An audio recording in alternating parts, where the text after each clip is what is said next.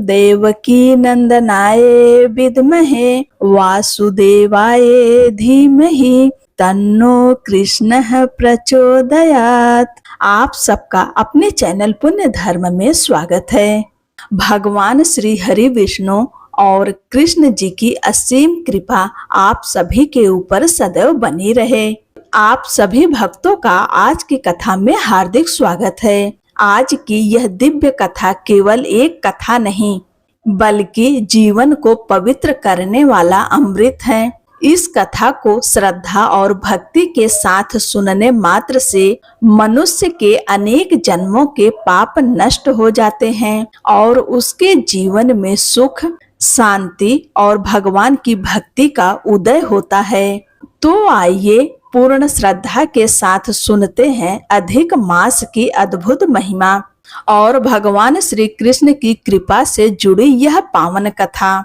नारद जी ने विनम्र भाव से भगवान श्री नारायण से पूछा, हे प्रभु, अधिक मास को पुरुषोत्तम मास का पद कैसे प्राप्त हुआ? किस प्रकार वह समस्त महीनों में श्रेष्ठ बन गया? कृपया वह दिव्य कथा मुझसे विस्तार पूर्वक सुनाइए। श्री नारायण मुस्कुराते हुए बोले, हे नारद, तुमने अत्यंत कल्याणकारी प्रश्न पूछा है। यह कथा सुनने और सुनाने वाले दोनों ही मनुष्य महान पुण्य के भागी बनते हैं। अब ध्यान पूर्वक सुनो। एक समय की बात है, गोलोक धाम जहाँ स्वयं भगवान श्री कृष्ण अपनी दिव्य लीलाएं करते हैं, वहाँ का अद्भुत सौंदर्य शब्दों में वर्णन नहीं किया जा सकता। वहाँ के महल करोड़ों सूर्य के समान प्रकाशमान थे। चारों ओर दिव्य पुष्पों की सुगंध फैली हुई थी। मंद मंद पवन बह रही थी। कोयल की मधुर वाणी और मुरली की धुन से पूरा धाम गुंजायमान था। उसी समय भगवान श्री विष्णु ने दूर से एक अद्भुत ज्योतिर्मय धाम देखा। उस धाम का प्रकाश इतना प्रचंड था कि भगवान विष्णु के नेत्र कुछ क्षणों के लिए बंद हो गए। धीरे धीरे नेत्र खोलते हुए वे उस ओर बढ़े। उनके पीछे अत्यंत दुखी और निराश अधिक मास खड़ा था। अधिक मास का स्वरूप अत्यंत दीन और उदास था। उसकी आंखों से आंसू बह रहे थे। उसका मुख मुरझाया हुआ था। वह अपमान और तिरस्कार से टूट चुका था। भगवान विष्णु उसे साथ लेकर भगवान श्री कृष्ण के महल की ओर चले। जैसे ही वे द्वार पर पहुँचे, द्वारपालों ने आदर पूर्वक प्रणाम किया। भगवान विष्णु ने श्री कृष्ण को मन ही मन प्रणाम किया और भीतर प्रवेश किए।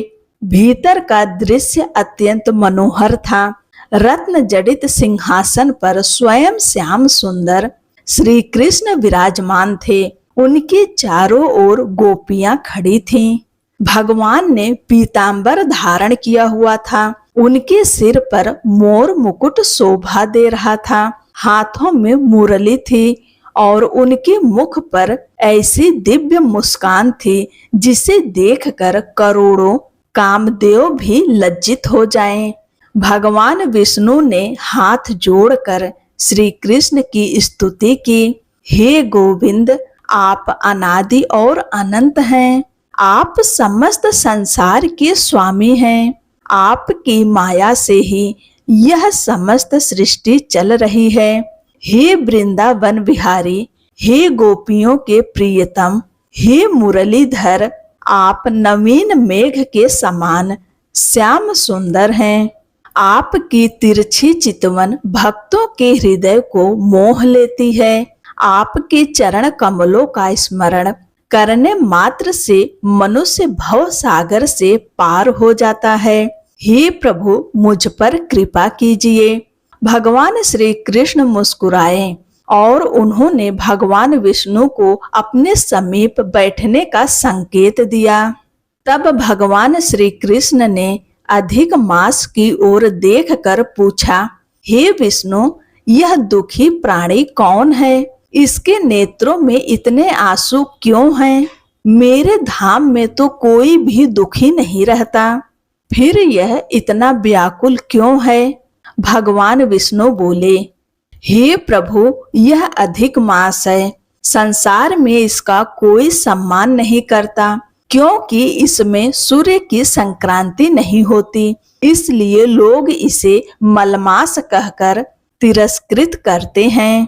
कोई शुभ कार्य नहीं करता, कोई विवाह नहीं करता, कोई उत्सव नहीं मनाता। सभी महीनों ने इसका अपमान किया है, इसलिए यह अत्यंत दुखी होकर मेरे पास आया था। हे दीन बंधु, अब इसकी रक्षा केवल आप ही कर सकते हैं।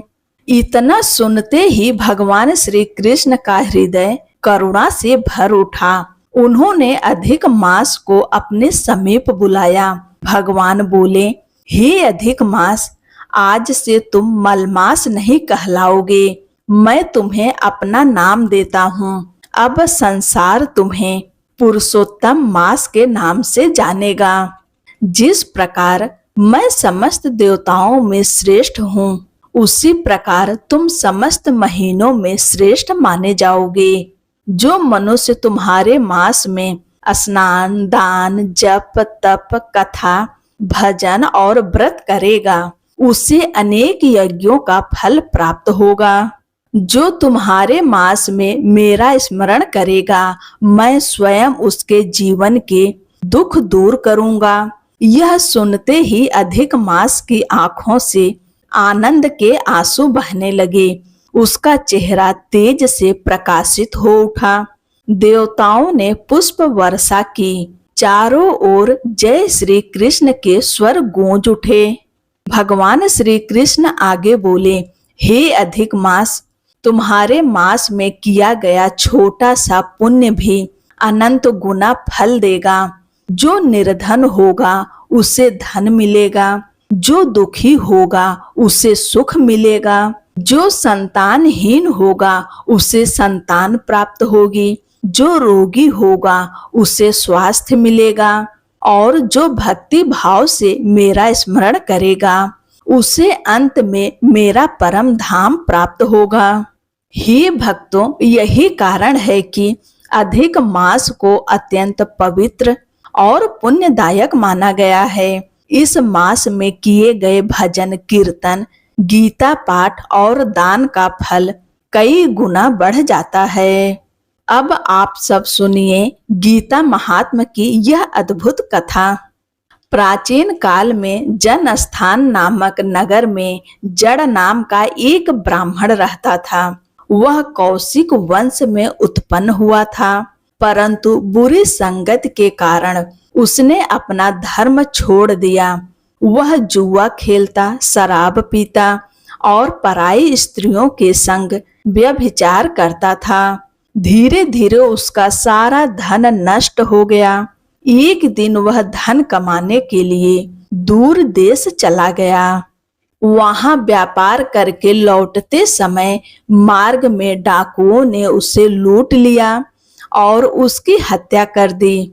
पाप कर्मों के कारण उसकी आत्मा प्रेत योनि में भटकने लगी। उसका पुत्र अत्यंत धर्मात्मा था। जब पिता कई दिनों तक घर नहीं लौटे, तब वह उनकी खोज में निकल पड़ा।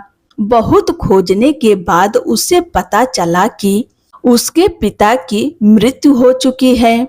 वह अत्यंत दुखी हुआ और पिता के उद्धार के लिए काशी जाने लगा। मार्ग में एक दिन वह उसी वृक्ष के नीचे रुका जहां उसके पिता की हत्या हुई थी। उसने वहां संध्या की और श्रद्धा पूर्वक श्रीमद् भगवत गीता के 3 अध्याय का पाठ किया। जैसे ही पाठ समाप्त हुआ, आकाश में दिव्य प्रकाश फैल गया। उसने देखा कि उसके पिता दिव्य रूप धारण करके एक सुंदर विमान में बैठे हैं। उनके शरीर पर पीतांबर था और देवता उनकी स्तुति कर रहे थे। पुत्र ने आश्चर्य से पूछा, पिताजी, यह सब कैसे हुआ? तब पिता बोले, बेटा, तुम्हारे द्वारा गीता के तृतीय अध्याय के पाठ से मेरे सारे पाप नष्ट हो गए।